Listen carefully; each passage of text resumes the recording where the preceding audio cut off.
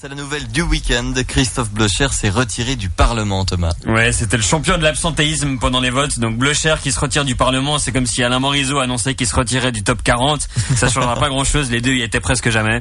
Par contre, Blocher a avoué qu'il s'est toujours ennuyé au Parlement. Il n'y a pas que toi qui faisais chier, Christophe. Nous aussi. Il était au Conseil fédéral, il n'a pas été réélu, il a été au national, il a démissionné. Maintenant, il va continuer la politique en tant que citoyen. Blocher, c'est comme une mauvaise herbe. Tu peux l'arracher, mais il finit toujours par repousser ailleurs. Et comme le jardinage, il a surtout du succès auprès des vieux et des Suisses allemands.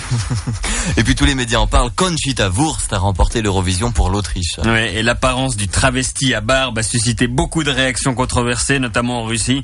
Bon, faut faire gaffe, hein. La dernière fois qu'on s'est moqué d'un Autrichien à cause de sa pilosité faciale, ça a mal terminé. On a des nouvelles du couple Chirac. Bernadette a donné un interview sur les problèmes de santé de son mari Jacques, qui perdrait sa mémoire et ne s'en rendrait même pas compte.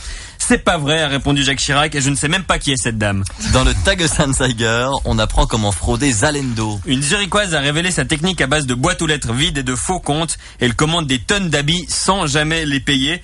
C'est malin.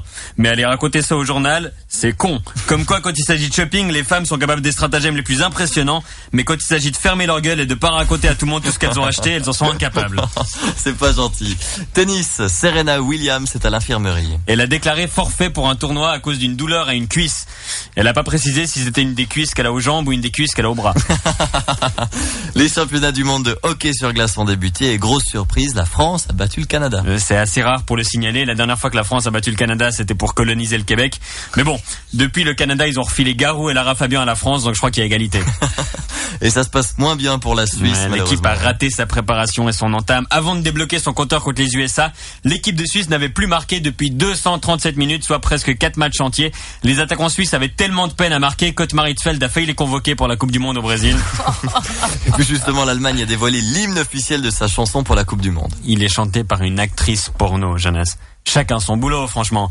Prendre une actrice porno pour chanter, c'est comme prendre une serviette hygiénique pour se moucher, quoi. Oh. Dans les deux cas, c'est pas très agréable. À la fin, tu saignes du nez. Excellent. Merci, Thomas Ficelle. Bonne journée sur LFM. Bien.